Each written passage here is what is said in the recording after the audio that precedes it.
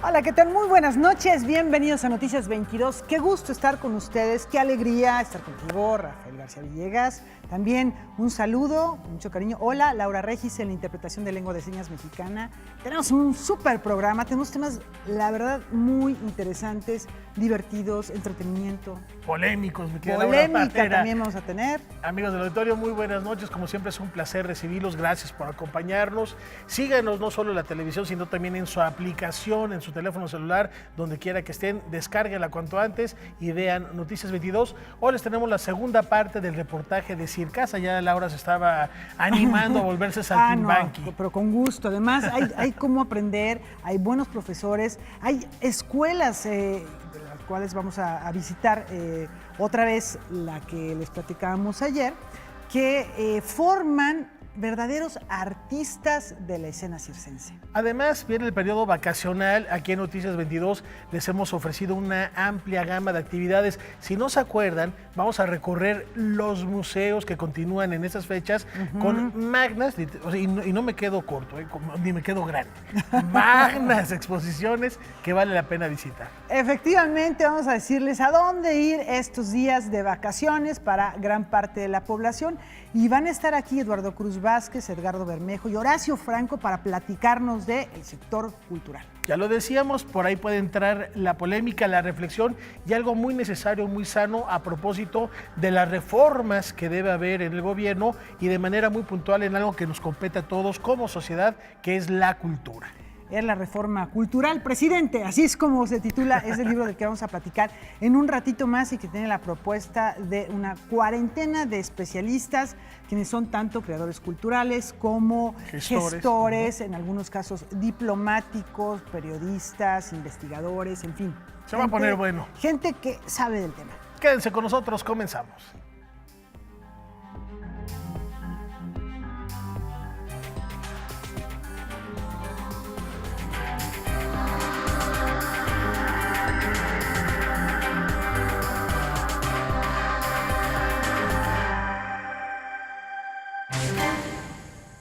Bueno, para que no se queden fuera y aprovechen al máximo este periodo vacacional, les vamos a recordar, como decía Rafa, algunas grandes exposiciones que se exhiben actualmente y que van a continuar abiertas hasta principios del próximo año, que es más o menos el periodo vacacional de los chicos, de los papás. Empezamos con una exposición que tiene que ver con el color de muchas prendas que se fabrican en México y que es muy característico. Oriundo de nuestra tierra, el rojo mexicano, la grana cochinilla, un parásito que fue utilizado como pigmento y que conquistó inclusive a los creadores europeos. Vamos a recordar de qué va esta muestra que se exhibe en el Palacio de Bellas Artes. A medida que el proceso de conquista avanzaba en la Nueva España, la cultura de ese nuevo territorio avanzaba también hacia Europa a través de un pequeño insecto, base de un colorante, y sobre el cual el rey Carlos V pidió informes a Hernán Cortés. La grana cochinilla ha estado presente en textiles y códices prehispánicos, pero también en la pintura de notables creadores europeos. Rojo Mexicano es la exposición que presenta el Palacio de Bellas Artes. Rojo Mexicano, la grana cochinilla en el arte mexicano, cuyo objetivo es abundar acerca del impacto de este pigmento en la paleta de grandes maestros de la pintura, así como ahondar en el conocimiento de esta aportación de México al mundo, que alcanzó gran protagonismo dentro de la historia, no solo a nivel artístico, sino también económico, político, social. Y la idea de la exposición es hacer como un recorrido de todos los usos y en particular en la pintura que se han hecho en 3 siglos de ese colorante muy particular que, como se sabe, viene de un insecto parásito del nopal. La grana cochinilla se integra así a los lienzos de imágenes religiosas y a sus esculturas. En esta muestra, que comprende 49 piezas procedentes de 16 colecciones nacionales y 21 de 11 acervos internacionales, de autores como Tiziano, Velázquez o Renoir. Otro de los núcleos de la exposición tiene que ver con el rojo como símbolo de estatus. Lo que pasa es que la gente con dinero quería lucir con ropa muy bien teñida. Bueno, esas ropas, lo más elegante era tener como colores muy saturados y que no se destiñaran cuando se lavan. Y eso es lo que sedujo en realidad de la cochinilla. Un colorante y un pigmento tan fuerte que lograba teñir ropa en las cuales uno podía lucirse. A través de diversos estudios científicos, se ha logrado identificar el uso de grana cochinilla en muchos de estos cuadros. Tal es el caso de una de las piezas que llama más la atención, la recámara de Van Gogh en Arles, y que se exhibe por primera vez en México. Rojo Mexicano, la grana cochinilla en el arte, permanecerá en el Palacio de Bellas Artes hasta el 4 de febrero de 2018. Noticias 22, Víctor Gaspar. Bueno, y del rojo nos vamos al azul, pero no es cualquier azul, es el azul Klein, Yves Klein, pionero de prácticas no objetuales, de prácticas de acción en el arte contemporáneo. También es creador de este color. Es una muestra que es la primera retrospectiva que se presenta en América Latina de este artista en el Museo Universitario Arte Contemporáneo. Vamos a recorrerla de nuevo. Por primera vez en América Latina se presenta una muestra retrospectiva del artista francés Yves Klein.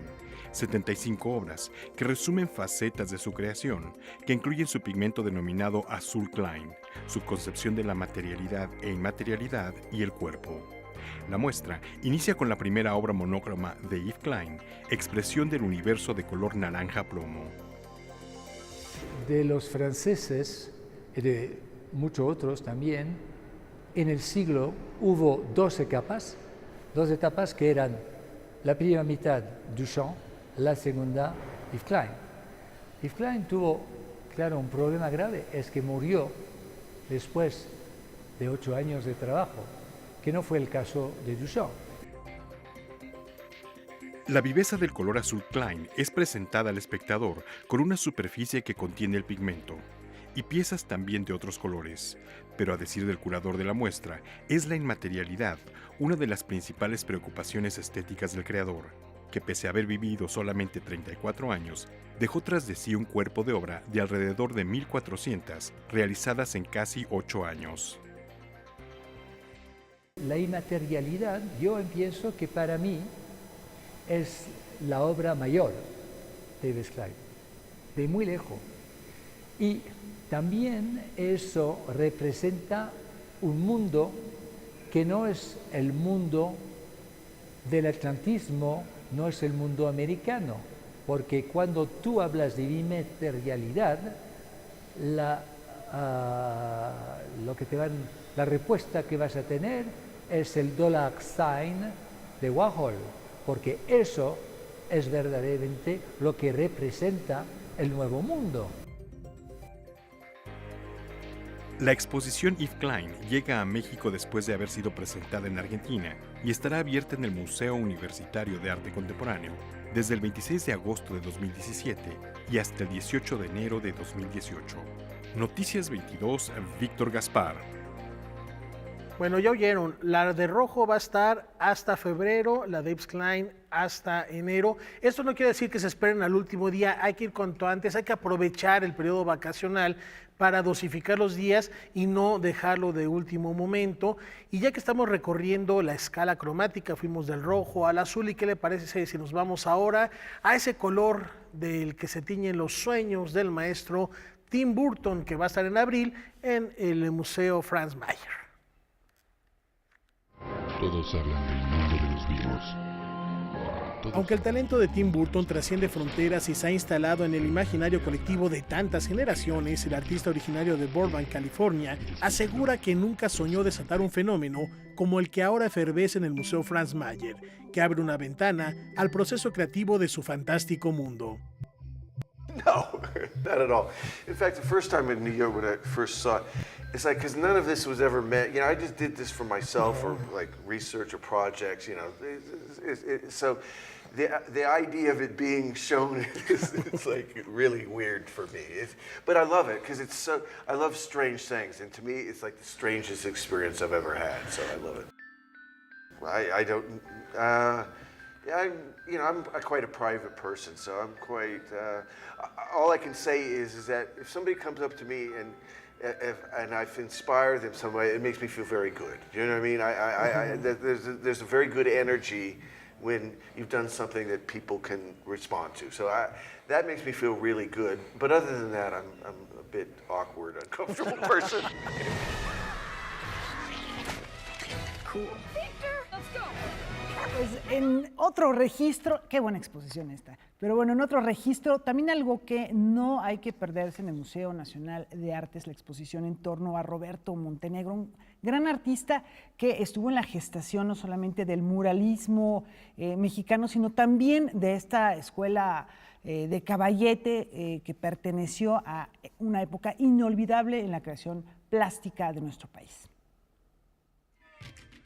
El Museo del Palacio de Bellas Artes conmemora el 130 aniversario del natalicio del artista jalisciense Roberto Montenegro con una exposición que exhibe las expresiones del arte popular mexicano, piezas que reunió el pintor y muralista por mandato gubernamental entre los años 20 y 50 y que se publicaron en el libro Las Artes Populares en México del Dr. Atl en 1921. Lo que vamos a ver en 4 salas de la exposición del Museo del Palacio de Bellas Artes es una distribución de varias de estas ramas que aparecen insertas en este libro, como pues son la alfarería, los hilados, los tejidos, charrería, lacas, por ejemplo. Se hizo una selección precisa de algunos objetos que conforman una gran variedad de la colección que lleva el nombre precisamente de Roberto Montenegro y que resguarda el INBA. Se trata de una selección de 136 obras que dialogan con las piezas firmadas por el artista realizadas en la primera mitad del siglo XX y que retratan los motivos prehispánicos que motivaron sus creaciones. En 1929, Roberto Montenegro pintó sobre un biombo un mapa de las artes populares en México precisamente. Entonces tratamos de vincular cómo veía el pintor en 1929 este mapa de las artes populares en México a esta producción y trabajo artesanal que hay en México y con cómo empezó a influir estos registros etnográficos, arqueológicos y también estéticos que hace en torno a este campo y cómo va influyendo en su pintura de Caballete o en su pintura mural. Roberto Montenegro, Expresiones del Arte Popular Mexicano, podrá visitarse hasta el 25 de febrero. Noticias 22, Karen Rivera. Bueno, pues ahí están estas muestras que no deben perderse. Yo ya fui y hay que volver hay que todas volverlas. hay que volverlas a ver. Siempre tienen algo nuevo cada vez que uno las recorre, descubres cosas distintas. Ahí está la invitación para aprovechar al máximo con arte y cultura este periodo vacacional. Vamos a una pausa y regresamos para platicar de un súper tema, un tema en el que tenemos que participar como ciudadanos y también es un llamado de atención para las autoridades. ¿La reforma cultural o la cultura que reforma todo? Ya verán de qué se trata en un instante. Regresamos.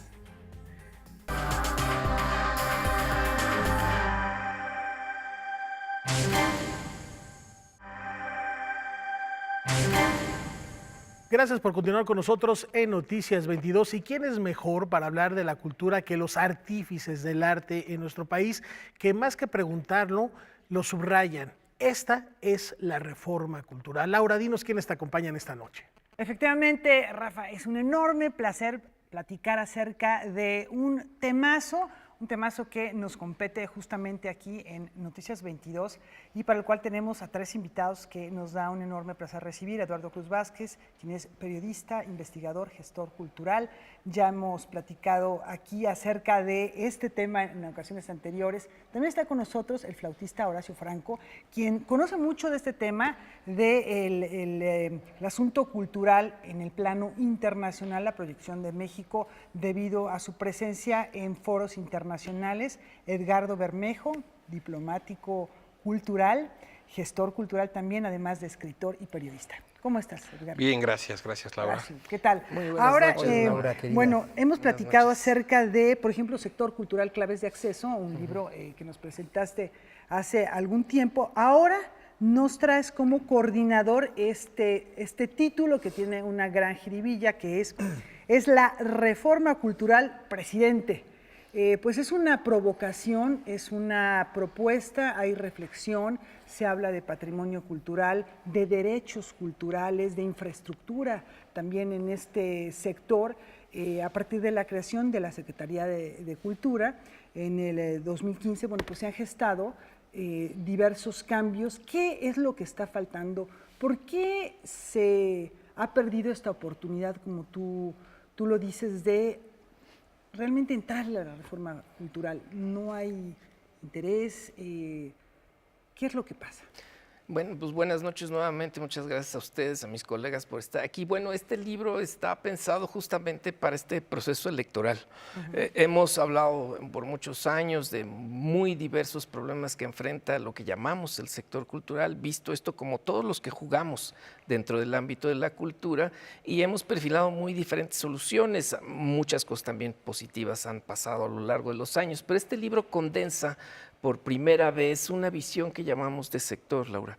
Y en ese sentido se propone, con 37 autores, se propone una serie de soluciones, porque ese fue uno de los temas centrales con todos los colegas que participan, entre ellos Edgardo Bermejo y Horacio Franco, que estos textos fueran reflexivos, pero sobre todo propositivos. O sea, como decimos, el remedio y el trapito.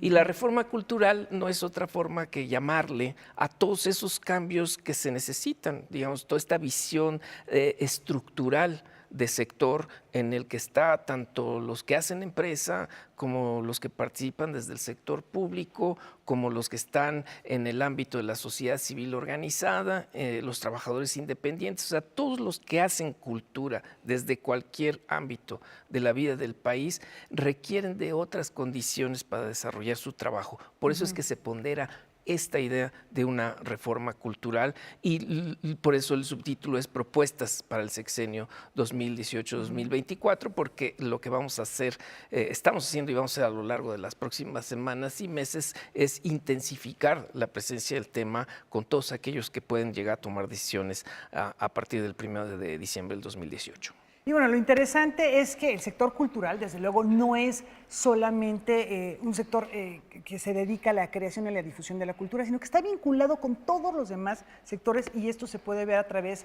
de las reflexiones y propuestas que hacen cada uno de estos casi 40 colaboradores, entre los cuales, decíamos, se encuentra Horacio Franco. Horacio, tú hablas, por ejemplo, de asuntos como la pedagogía en la enseñanza de la música, la necesidad de que existan más orquestas para que los oboístas, los flautistas, los músicos tengan la posibilidad también de integrarse a esta parte del sector cultural, que es la creación y la interpretación de música. La infraestructura es otro de los temas que abordas. Platícanos un poco del artículo que escribiste desde tu perspectiva de creador cultural. Mira, yo te puedo decir muchas cosas sobre lo que escribí, sobre lo que todos los días estoy diciendo siempre, pero me quisiera centrar en precisamente cuál es el cometido del libro y cómo entra dentro de un engranaje que todos escribimos ahí, que es precisamente nuestra preocupación enorme porque el próximo presidente, en verdad, y su próximo gabinete, y los que van a legislar también, sean un poquito más, ya no generosos, no estamos hablando nada más de dinero, no estamos hablando nada más, sí es muy importante que haya infraestructura y que haya presupuesto, pero lo más importante aquí es que de verdad les importemos. Y yo te puedo decir, del año pasado que fui diputado constituyente en la Constitución de la Ciudad de México, que si pues esos Vox Populi, que ahora ya todo el mundo dice, ¿no? Es que al pueblo no les importamos. Pues sí, yo creo que si el pueblo no les importa, yo creo que la cultura les importa menos que nada, en realidad, a quienes tienen en sus manos este país y legislar en este país. En una asamblea legislativa constituyente donde no se hizo una comisión de cultura, tú puedes decir cómo estábamos agraviados todos los que hacemos cultura, y nos mandaron a la Comisión de Derechos. Yo renuncié por varios motivos, yo sí renuncié porque además fue muchos avatares y muchas circunstancias, pero lo que yo te puedo decir es que si los próximos políticos que gobiernen este país no se van a interesar por la cultura, va a seguir con su propia inercia. Lo importante también, o lo interesante de este libro, y lo que muy bien pondera en su introducción magnífica Eduardo Cruz Vázquez, es que el engranaje cultural se ha mantenido pese a todas las ineptitudes, ineficiencias, corruptelas, etcétera, etcétera, y ha sido un engranaje que históricamente hablando, nos guste o no, hizo el PRI desde sus inicios, ¿no? El Conaculta que funda Salinas de Gortari es una síntesis histórica, me parece verdaderamente brillante la que hace en muy pocas palabras, muy sintética y muy brillante. Deben leerlo todos los artistas y todos los que hacen cultura en este país. Pero y los que la consumen también, los que la consumimos. Por supuesto. No, ustedes que son muy importantes, ustedes los periodistas culturales. Somos parte efectivamente del sector cultural, desde alguno de los ángulos. En el caso tuyo, Edgardo, tú haces algunas reflexiones que tienen que ver con nuestro patrimonio, nuestro pasado prehispánico, un replanteamiento, ponerse en perspectiva al México del siglo XXI, la credibilidad también, y hay unas propuestas realmente también de una forma muy sintéticamente expuestas, claras y concretas. Sí, Laura, gracias. Yo diría dos cosas. Primero, siguiendo lo que han hecho mis colegas, el centro de toda esta reflexión está en el título mismo. Es decir, está claro, fue un consenso nacional, así lo hemos visto, que en el sexenio anterior la reforma educativa, la reforma energética, concentraron la agenda y la atención ciudadana. Hubo consenso en el sentido de que eran aspectos, decía yo, la energética, la educativa, la fiscal, centrales para pensar el futuro de México a largo plazo, pero no así la reforma cultural. Por eso hablarla, ponerla en el centro del debate, hacerla un tema de seguridad nacional, un tema que está en el centro del futuro mismo del país y su desarrollo, me parece muy afortunado. En mi caso, lo que hice fue hablar de los temas que me han tocado trabajar en los últimos años, que es la diplomacia cultural, la imagen de México en el exterior, cómo vamos a presentarnos hacia el exterior, cómo vamos a seguir siendo un país con enorme potencial en materia de promoción cultural internacional, hacia dónde debemos canalizarnos. Además hay que tomar en cuenta algo muy interesante. En el próximo sexenio, cuando se cumple en el 2021, quiero decir, estaremos celebrando 2 siglos como nación independiente. Ahí tienes una propuesta muy concreta. Y ahí está una propuesta muy concreta. Tendremos que reinventar la narrativa de lo mexicano hacia el exterior. Tendremos que reinventar la idea del folclore. El folclore finalmente es una representación sintética, estereotipada de lo que hemos sido, pero eso que hemos sido no está incorporado en nuestra idea de cómo va a ser el folclore del siglo XXI. Tenemos que reinventar nuestra imagen misma, tenemos que convocar a otros mexicanos que han estado fuera de esta composición, por ejemplo, los 40 millones de mexicanos en Estados Unidos. ¿Cómo va a ser el folclore del siglo XXI? No puede seguir siendo la danza de los venados y la danza de los viejitos. Tenemos una extraordinaria generación de músicos contemporáneos, pero también tenemos etnógrafos y vínculos entre la ciencia y las artes, la tecnología y las artes y el mundo digital. Una nueva compañía folclórica tendrá que pasar por todos esos elementos y tendrá que ser lo que presentemos en el mundo y no solamente, decía yo, la danza folclórica que se forjó en el imaginario del siglo XIX. Tenemos una enorme oportunidad de reinventarnos, de reinventar la narrativa nacional. El 2021 es un escenario espléndido para hacerlo y por eso es una de las 11 propuestas que tiene el libro.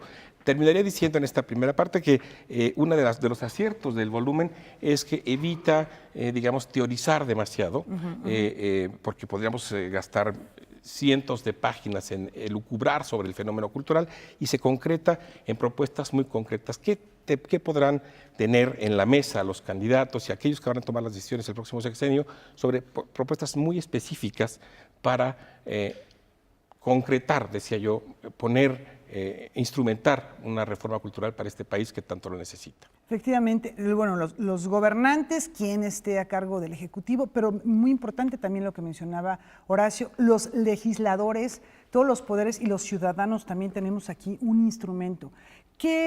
¿Cuál sería, digamos, la manera en que se puede hacer llegar esta información de forma que logre picar el interés, la curiosidad y logre sacudir esa conciencia que a lo mejor no se ha adquirido por parte de quienes toman las decisiones, están en estos puestos de poder y decir, bueno, sí, señor presidente y señores legisladores, la economía, pero es la cultura. Así es, bueno, esta es una cultural, tarea de todos los autores y también de nuestros editores, que son Francisco Moreno y Moreta Foya, con el sello Editarte Publicaciones, que además es su tercer título. Hay una estrategia ya diseñada, acordada por todos, porque yo creo que si hay algo relevante en este título es que los autores todos coincidimos en la necesidad de tomar esta etiqueta, digamos, que tiene profundas implicaciones, ¿sí? O sea, yo que revisé, y agradezco las palabras de Horacio en ese sentido, cómo habían sido los tránsitos sexenales y cómo se comportaba la comunidad cultural ante ellos, no alcancé a tener registro de un libro que llevara esta visión y esta intención. Por eso es que lo que vamos a hacer es mucha grilla, lo digo con todo y el buen sentido. O sea, este libro es para hacer grilla, es para meterse en las campañas, en todos los niveles, en los estados, en la Ciudad de México. Tenemos que llevar esto a la mesa de quienes toman decisiones, coordinan, ven. Nosotros tenemos como 3 tiempos fundamentales. De aquí al registro de las plataformas electorales, que es a finales de enero, posteriormente, antes de que inicien formalmente las campañas, y después cuando tengamos presidente triunfador. Sí, esos 3 momentos son centrales para el libro, y además vamos a organizar un foro. Yo coordino también la Casa Rafael Galván de la Universidad Autónoma Metropolitana. Durante febrero y la mitad de marzo vamos a tener un foro que se va a llamar El Ventiladero Cultural de la Asociación Presidencial, donde estaremos los autores discutiendo temas tan centrales como quién queremos que sea el presidente. Nos vamos a destapar. ¿Quién queremos que sea el secretario o la secretaria de Cultura? ¿Quién debe ser el hacedor de la diplomacia cultural?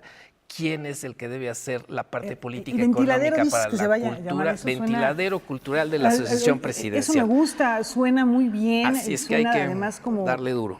Claro, lo que decía Edgar es importante, no se trata de hurgar más, digamos, en esta parte del subtexto o de la teoría, sino decir, bueno, estas son las propuestas que tenemos. Horacio. Mira, yo creo que sí es muy importante eso, y es muy importante reconocer la inercia cultural que estamos viviendo desde hace muchos sexenios. O sea, es decir, el engranaje cultural, la Secretaría de Cultura ya funcionando, ¿no?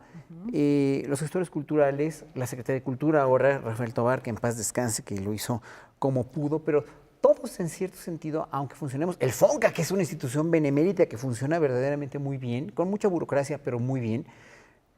Todo esto parecería en papel que estamos, o sea, que sí funciona muy bien al 100%, pero son precisamente esas carencias que tenemos. Es mirar bajo la lupa y mirar todo lo que hay detrás, que no funciona, que no es funcional, lo que es, que está mal implementado, que está mal funcionando, pero que no se ve que funcione mal, porque no funciona mal. A eso me refiero.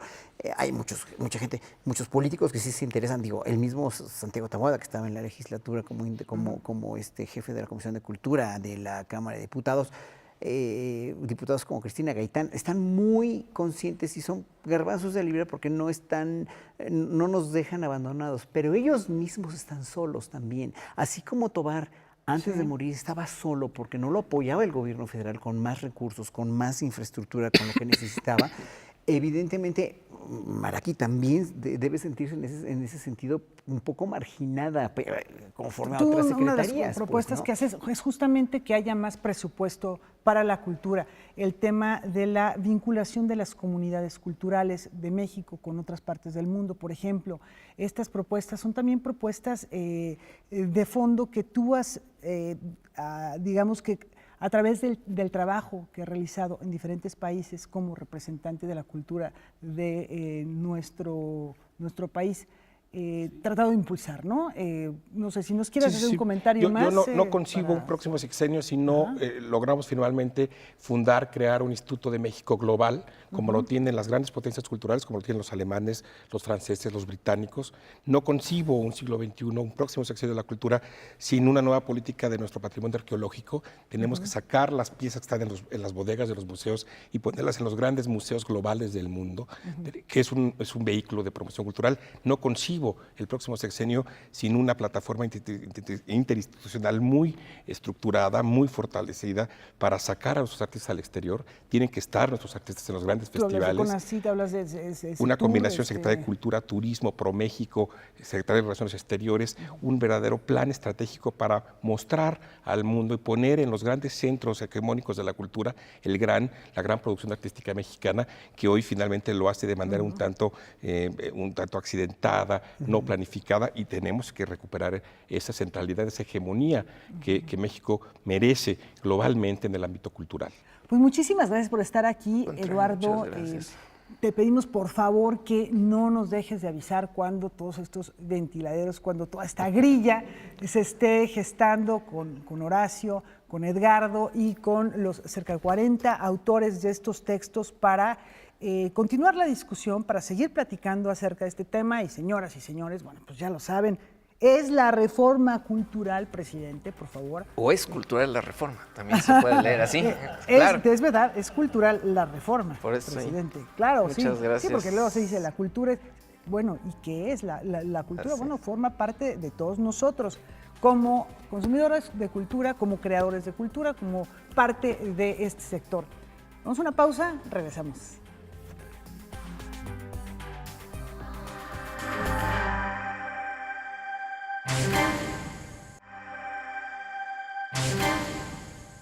Gracias por continuar con nosotros en Noticias 22, Laura, y el día de ayer les presentábamos la primera parte de este reportaje sobre arte circense y un lugar muy particular en nuestro país que forma y que forja la inquietud de jóvenes talentos para dedicarse al mismo en cualquiera de sus disciplinas. Vamos a presentarles la segunda parte de este trabajo por las entrañas de las artes circenses contemporáneas. Hablando con nosotros.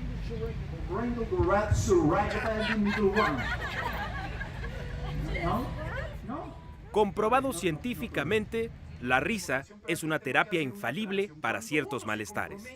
Andrés Aguilar es el fundador de Risaterapia, una asociación civil que trabaja con niños hospitalizados en donde la grandilocuencia se reduce a un proxémica muy íntima, orientada hacia la emoción al 1-1, atribuyéndole cualidades al payaso como de contención emocional. Risaterapia ha tenido mucho éxito, pero lamentablemente eso habla de la enorme carencia social que hay de falta de alegría y falta de esos estímulos anímicos.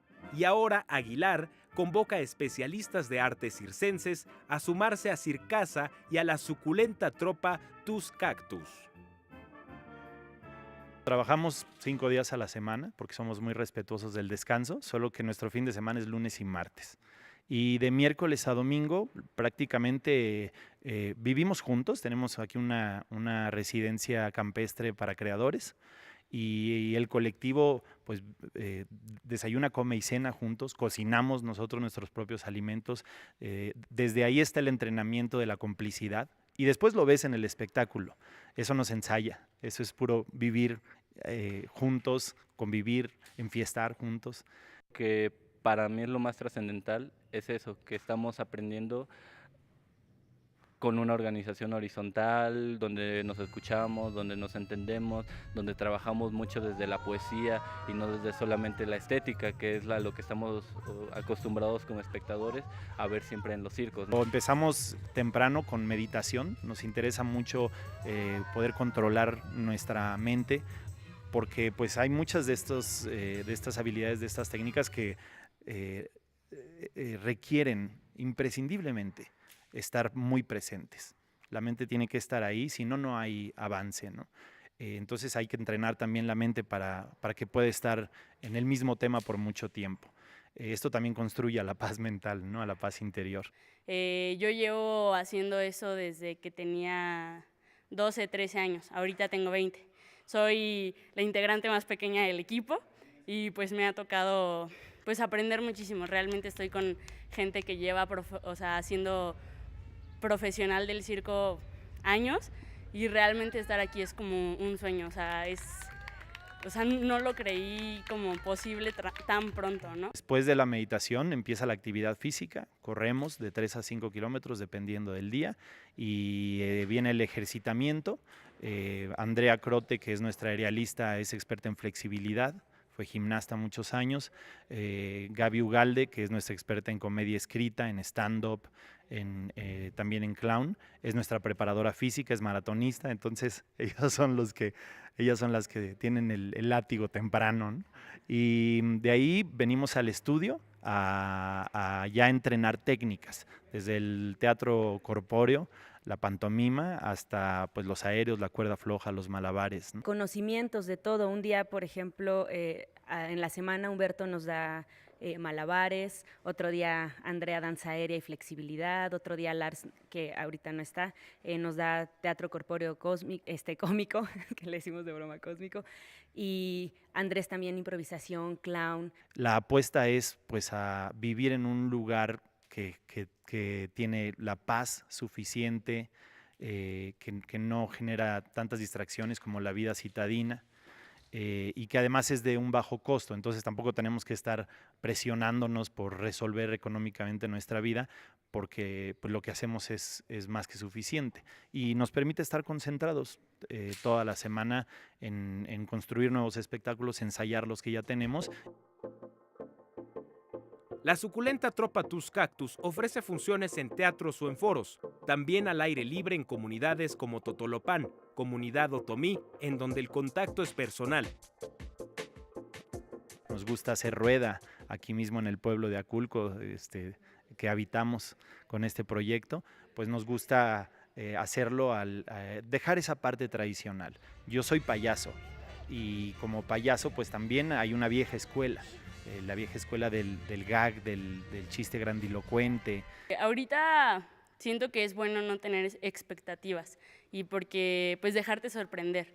Realmente estoy abierta a que pase lo que tenga que pasar y así como podemos llegar muy lejos, podemos llegar no tanto, pero sé que el proceso es lo que se tiene que disfrutar y va a ser muy, muy bueno, más con la gente con la que vivo. Creo que se trata de aprender a disfrutar tan solo el momento, un paso a la vez. Yo me subo y no estoy pensando en llegar a la meta. Sé que la meta está ahí, pero solamente creo que lo más importante es ir paso a paso. Si estás solamente en el objetivo, en el final, dejas de disfrutar todo el proceso, que es lo más bonito, ¿no? Y es parte, bueno, de lo que yo creo que esto me ha enseñado mucho, ¿no? Que lo que me ha enseñado el equilibrio en la cuerda trato de administrarlo y aplicarlo a mi vida. Equilibrio mental, equilibrio espiritual y equilibrio físico. Los artistas que están viendo esto, pues que solo uno llega rápido, pero en equipo uno llega más lejos. Y eso también es una invitación de colaborar entre compañías y también trabajar en equipo, trabajar en compañía.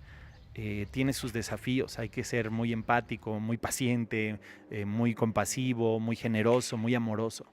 Pero puedo hablar en nombre de la tropa, está surtiendo efecto. Aquí le ponemos todo nuestro amor todos los días. Nos revisamos cómo estamos, hablamos viéndonos a los ojos, tenemos ciertos acuerdos de convivencia y funciona. Hay armonía y esa armonía pues se ve inmediatamente en el trabajo que presentamos al público. Tus Cactus, Tropa Suculenta, es un equipo de artistas reunidos alrededor de la amistad y la creación libre. Viven, sueñan y trabajan juntos en un ambiente campestre para construir experiencias escénicas que transforman a sus públicos. Aunque su principal lenguaje es la comedia física, el clown, la poesía y el circo, sus trabajos se adaptan a todos los formatos, desde la pista del circo, el teatro, la calle, hasta los medios electrónicos de comunicación. Su principal intención en cada ejercicio y cada pieza es elevar el nivel de conciencia de su público para contactar la mejor versión de la persona. Con información de Salvador Perches Galván, Noticias 22. Así que pónganse cómodos. La gente que nos está escuchando allá puede acercarse, que este espectáculo es de entrada. Bueno, pues ahí ya tenemos una idea más clara de qué se está haciendo hoy en día. No, y además qué bella labor, encomiable de verdad, de mantener viva esa tradición, pero también de llevar alegría a los niños, ya lo escuchábamos al inicio de la nota, que están enfermos, pero también a las calles, vamos, sacar esa cuarta pared, romper la cuarta pared y llevar magia, malabar, entretenimiento de toda índole, que sí a chicos y grandes nos hace soñar. Ahorita estábamos muy entretenidos viendo esta nota y bueno, se antoja ver este espectáculo. Y ahora, ¿qué tal si hacemos un recorrido por el mundo? Pues vamos.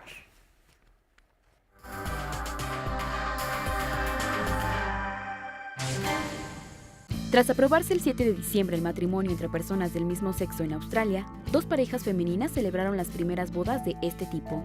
La pareja compuesta por Anne Sidgwick y Lynne Hawkins se casarían el domingo después de estar juntas durante 40 años. Las bodas comenzarían a celebrarse el 9 de enero, pero esta pareja recibió una prerrogativa de la ley porque Hawkins, de 85 años, se encuentra en las etapas finales de su batalla contra el cáncer de ovario. Un conjunto de pinturas con pincel de tinta del artista chino Kuibaishi se vendió por 931 millones de yuanes, rompiendo todos los récords de pintura chinas, dijo una casa de subastas de Pekín. El pintor es poco conocido fuera de su país, sin embargo sus piezas pueden tener precios tan altos como la de Pablo Picasso y Andy Warhol. La venta convierte aquí en el primer artista chino en superar los 100 millones por una sola pieza. Por primera vez, la compañía SpaceX lanzó al espacio una cápsula Dragón y un cohete Falcon 9, que habían sido utilizados anteriormente. Se espera que vuelvan a usarse tras esta misión para abastecer a la tripulación de la Estación Espacial Internacional. Este acto marca un nuevo hito para reducir costos, reutilizando las piezas de gran envergadura, un concepto que no es nuevo, pero que la NASA aprobó después de realizar una extensa revisión de los riesgos.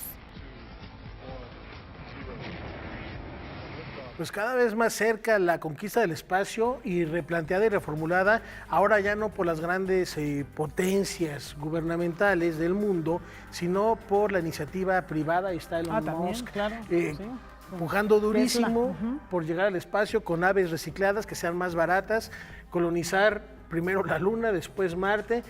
Primero hay que pensar en salvar el planeta Tierra antes de irnos a otro lugar, ¿no? Pero efectivamente, pero bueno, pues hay que ver si todavía tiene arreglo, ¿no? Esperemos que sí. Por lo pronto, entre lo que lo encontramos o no, una pausa. Volvemos.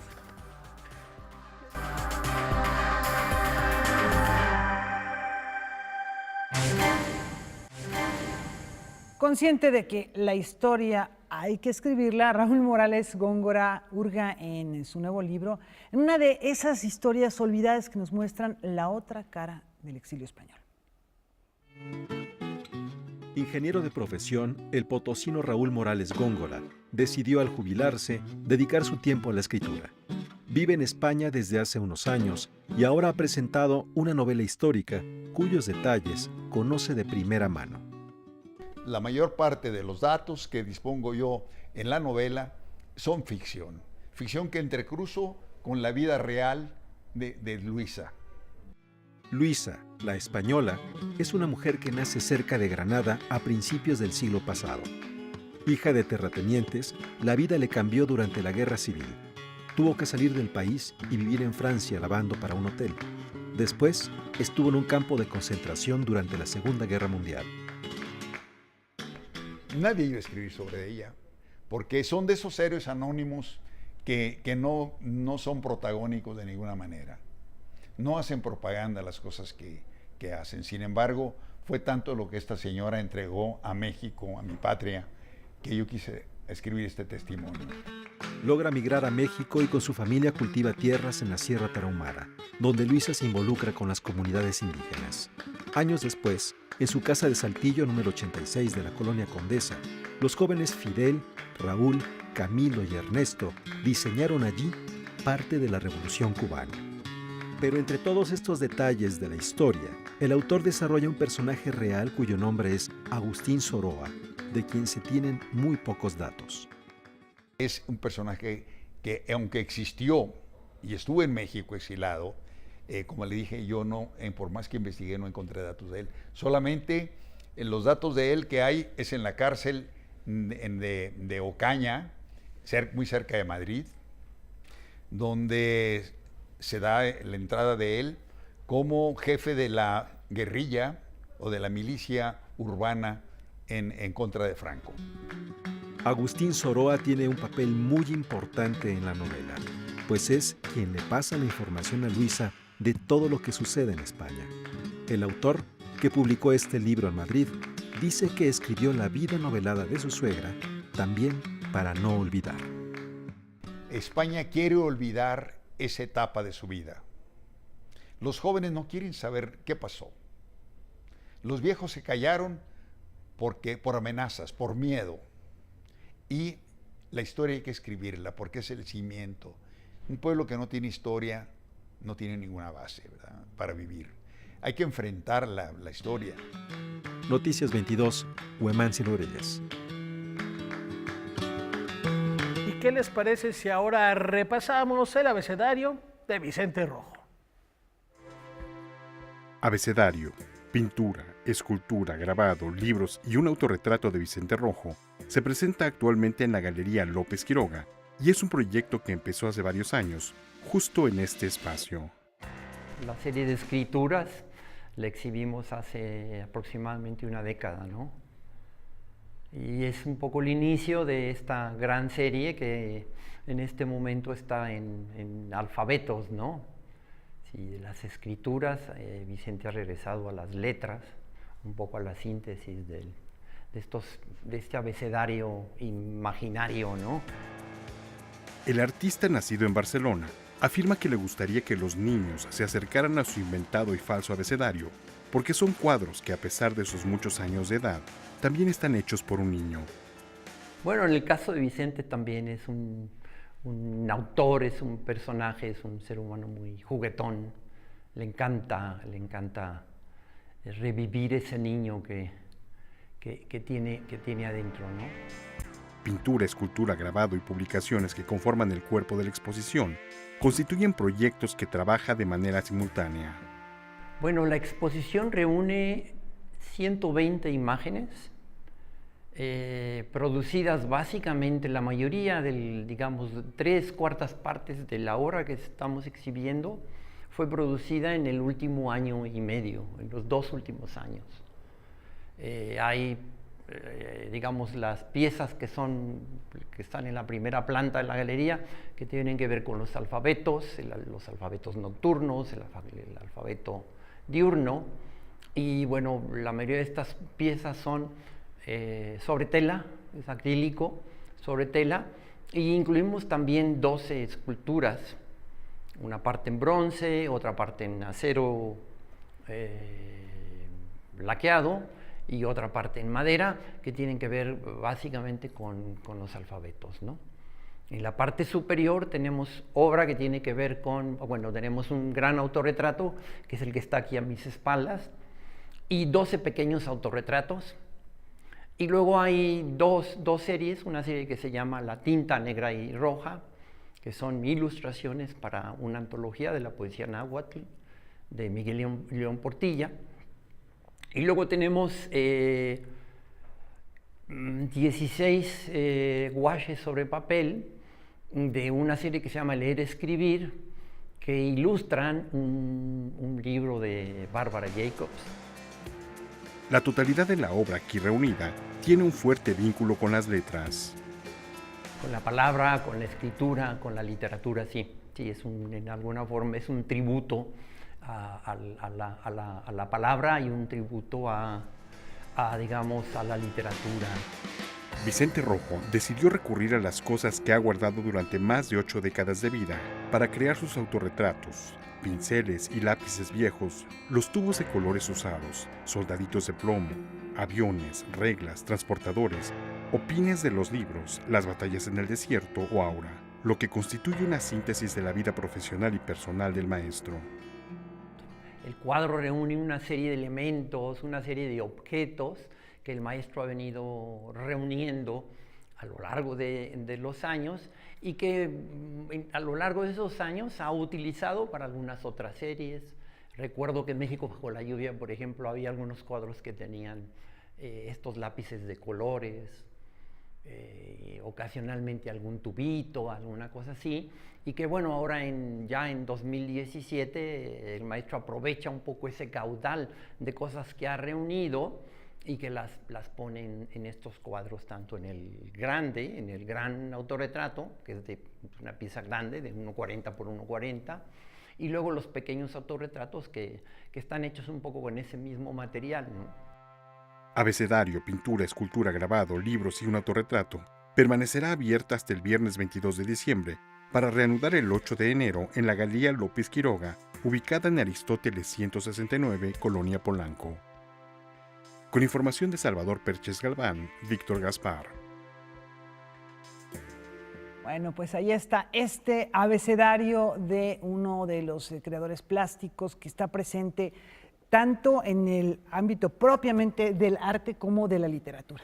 Y bueno, otra recomendación para este periodo vacacional. Efectivamente. Y nos vamos, Laura. El día de ayer cumplió 50 años Mario Frangoulis, este gran tenor griego, quien se ha caracterizado sobre todo por estar en la escena del crossover. ¿Qué es el crossover? Este punto de convergencia entre la música operística y la música pop, lo podemos definir así, grosso modo, y en el que se encuentran también artistas como Sarah Brightman, que ha hecho varias veces dupla en el escenario con Mario, o donde está Filipa Giordano. O Josh Groban, por ejemplo, y que a veces con éxito y a veces realmente acaban con sus carreras algunos, algunos que lo intentan. Lo que no es el caso de Mario. Este no es el caso, por supuesto. Y con él los dejamos, agradeciendo el favor de su compañía y recordándole la cita que tenemos mañana en el horario de costumbre en Noticias 22. Buenas noches. Disfrútenlo.